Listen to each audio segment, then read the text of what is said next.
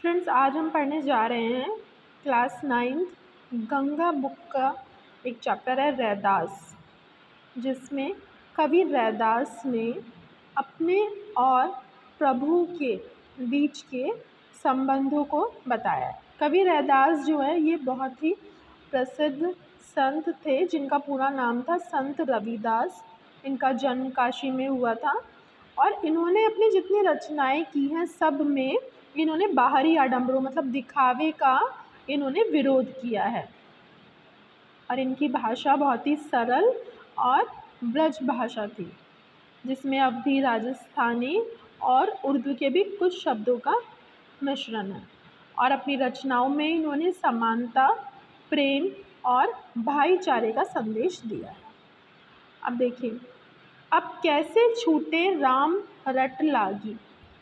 कवि रैदास कह रहे हैं कि जब किसी भक्त की एक बार राम से लगन लग जाए, प्रभु से लगन लग जाए, तो फिर वो हृदय से जाती नहीं है। प्रभु जी तुम चंदन हम पानी। क्या कह रहे हैं कवि कि प्रभु जी तुम चंदन के समान हो और हम पानी के समान है। जाकी अंग अंग बास समानी। बास का अर्थ होता है खुशबू। चंदन से बहुत ही अच्छी खुशबू आती है, तो यदि हम चंदन को पानी में घोलते हैं तो पानी में भी चंदन की खुशबू आने लगती है। तो यही उदाहरण कवि खुद के लिए दे रहा है। कवि कह रहा है कि जिस प्रकार चंदन और पानी एक दूसरे में समा जाते हैं, उसकी खुशबू पानी में समा जाती है, ठीक उसी प्रकार जाकी अंग अंग बास समानी कि मेरे हृदय में भी प्रभु तुम्हारा वास है। प्रभु जी तुम घन बन हम मोरा। कह रहे हैं, कवि कह रहे हैं कि तुम यदि बादल हो, घन मतलब क्या होता है? बादल। कि यदि तुम बादल हो तो हम भोरा, कि जो भक्त है वो क्या है? मोर के समान है। मोर क्या करता है? बादल को देख के नाचना शुरू कर देता है। तो कवि कह रहे हैं कि यदि तुम बादल हो प्रभु को, तो हम मोर हैं। जैसे चितवत चंद चकोरा। आगे कवि कह रहे हैं कि हे प्रभु तुम चांद के समान हो। चंद मतलब चांद, चंद्रमा। कि हे प्रभु तुम चांद के समान हो और भक्त क्या है? चकोर के समान। चकोर क्या है? यहाँ पर एक पक्षी है चकोर। ये चकोर पक्षी क्या है? चांद की ओर निहारता रहता है, देखता रहता है बिना पलक झपकाए।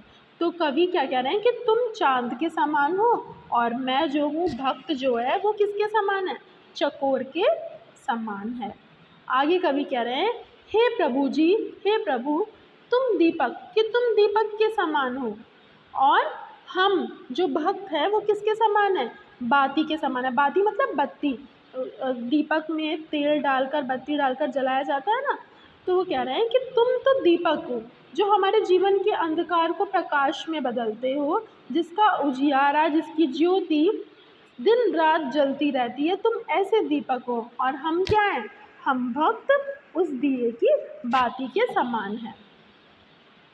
आगे देखिए, प्रभु जी तुम मोती हम धागा। प्रभु जी तुम मोती हम धागा, जैसे सोनहि मिलित सुहागा। क्या कह रहे हैं? प्रभु को कैसा बता रहे हैं?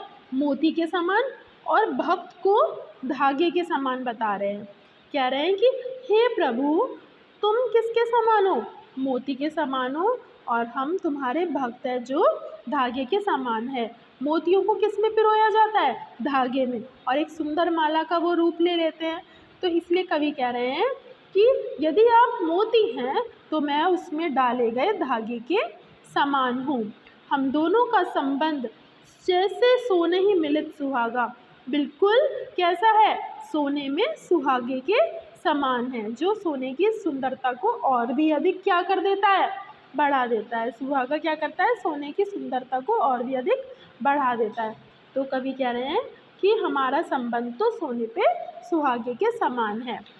प्रभु जी तुम स्वामी हम दासा। प्रभु को कैसा बता रहे हैं? स्वामी। और खुद को कैसा बता रहे हैं? दास के समान। ऐसी भक्ति करे रैदास। कवि रैदास कहते हैं कि हे परमात्मा, मैं तो आपकी ऐसी भक्ति चाहता हूँ क्योंकि आप जो हैं वो क्या है, मेरे स्वामी हैं और मैं आपका क्या हूँ, दास हूँ।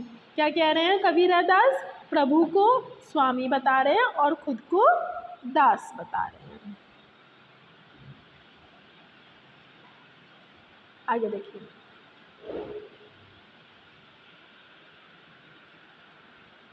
दूसरा पद है इसका, जो तुम तोड़ राम मैं नहीं तोड़ो। क्या कह रहे हैं प्रभु से कि जो तुम तोड़ो, कि यदि तुम तोड़ना चाहते हो, क्या तोड़ना चाहते हो, तोड़ो का मतलब क्या है यहाँ पे, तोड़ना।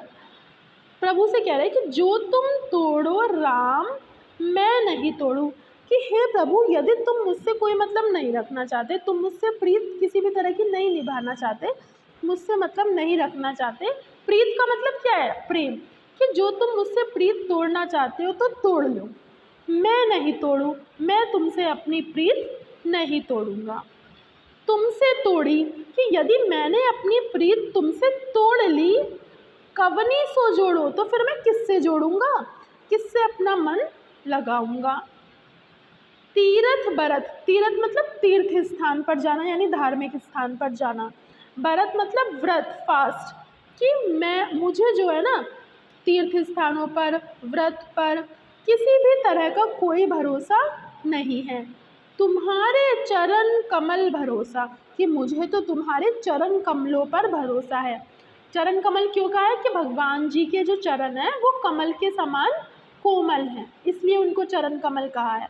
कह रहे हैं कि मुझे तो तुम्हारे चरण कमलों का ही भरोसा है, मुझे तीर्थ स्थान और व्रत पर कोई भरोसा नहीं है। आगे देखिए, जहाँ जहाँ जाऊँ तुम्हारी पूजा। क्या कह रहे हैं, कि मैं जहाँ जहाँ जाता हूँ वहाँ मैं तुम्हारी ही पूजा करता हूँ। तुम सा देव अन्य नहीं दूजा, कि तुम जैसा देव कोई नहीं है, कोई अन्य दूसरा देव नहीं है। मैं अपनी मन हरि सो जोड़ियो। क्या कह रहे हैं कबीर दास, कि मैंने अपना जो मन है वो भगवान हरि से जोड़ लिया है। हरि सो जोड़ो सबनी सो तोड़ो, और भगवान हरि से जब मेरा मन जुड़ गया है तो फिर बाकी सबसे क्या हो गया है, तोड़ियो, मतलब बाकी सबसे उन्होंने तोड़ लिया है अपना मन, बाकी सबसे अपना मन हटा लिया है। सब पर ही तुम्हारी आशा, मन क्रम वचन करे रैदासा। क्या कह रहे हैं कबीर दास, कि मैंने मन अपने कर्म, कर्म मतलब काम, और वचन से हरि, सिर्फ इनको तुम्हारी ही आशा है, हरि की ही आशा है और किसी चीज़ की इनको आशा नहीं है।